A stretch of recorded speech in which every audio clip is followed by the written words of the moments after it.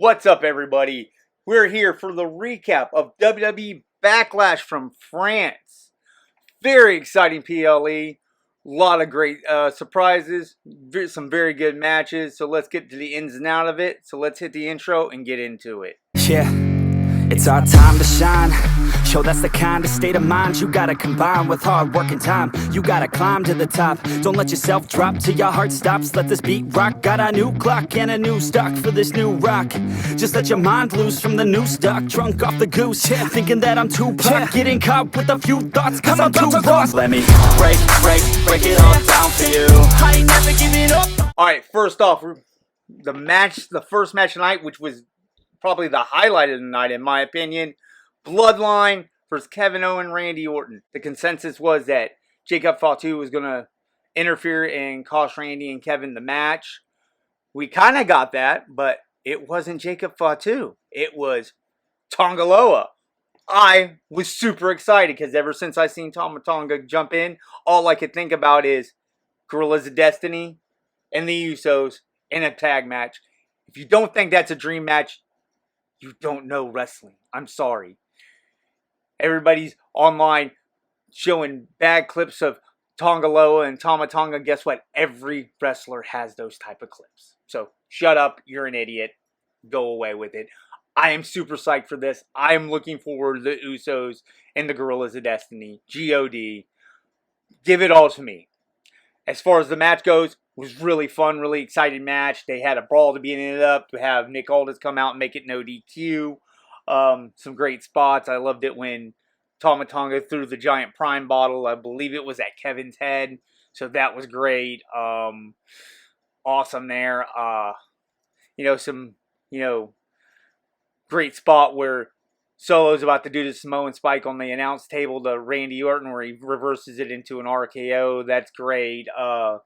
All in all, solid match. Amazing ending. I loved the ending. I don't care what anybody says. I was super marked out for Tonga Loa being there because ever since Tama Tonga showed up, I was wondering what his Tonga Loa's New Japan contract status was because I said we needed that match. We needed Usos.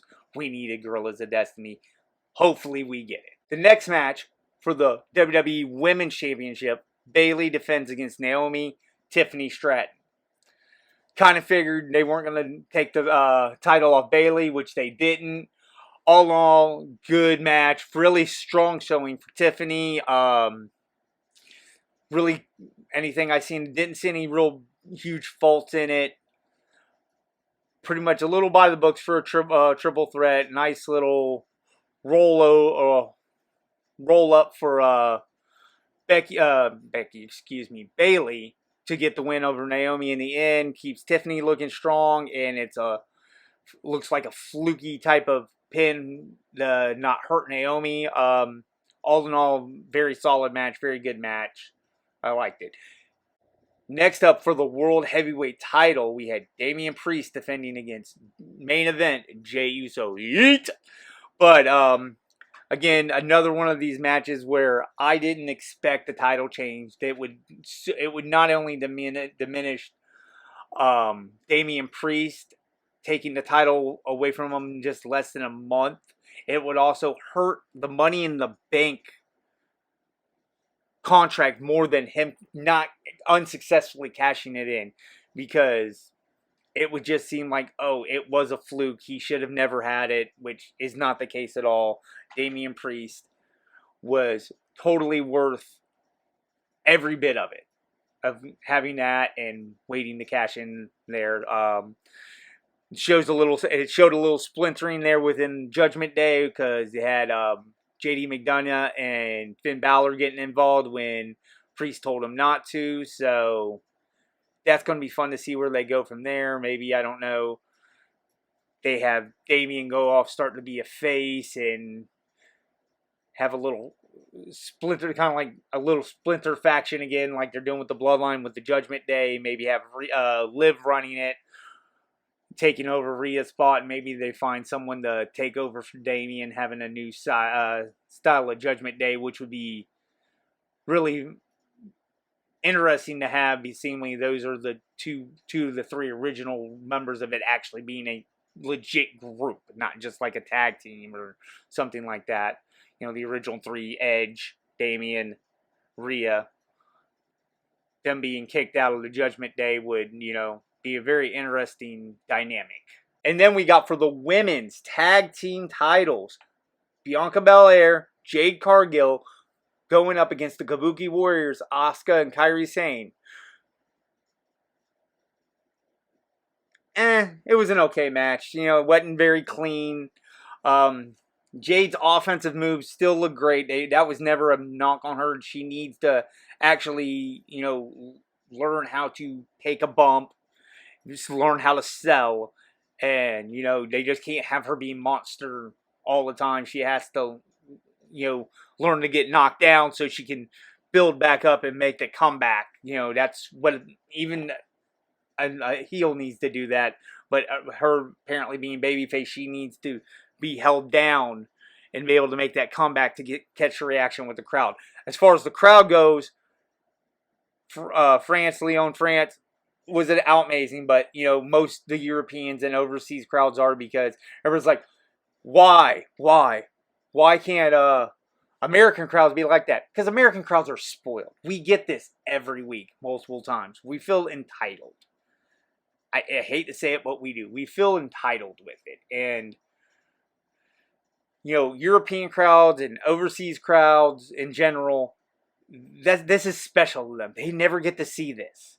So, you know, they're always loud, boisterous, wanting to take over the show, almost sometimes to a detriment of the show, which I felt that was kind of starting to happen a few times. I mean, I don't know French, so I don't know everything and don't know half of what they were chanting sometimes. Sometimes it felt like it was just something that had nothing to do with the match. But I could be wrong. Like I said, I don't speak French. It just felt it was at some points it could have been distracting to the match. But like I said, that's their right to do so. I mean, whatever. But that's why European and overseas crowds are a lot louder and a lot more excited for these shows than American crowds, because, and even some Canadian crowds, because we get this this is the norm for us. You know, you got to actually do something real special for that. And, you know, that's why the Mania after the Raw after Mania is a lot more boisterous, because you have a lot of the more foreign fans out there who have come to the States for WrestleMania and stuck around for Raw. So, you know, that's why that show seemed to always used to get hijacked. But anyways, back to it. Now we have the main event. AJ Styles going for the world title, or excuse me, the WWE title against Cody Rhodes. Solid match. We figured this would be a solid match. Those two were great. Michael Cole making a reference that Cody was a leader of the Bullet Club.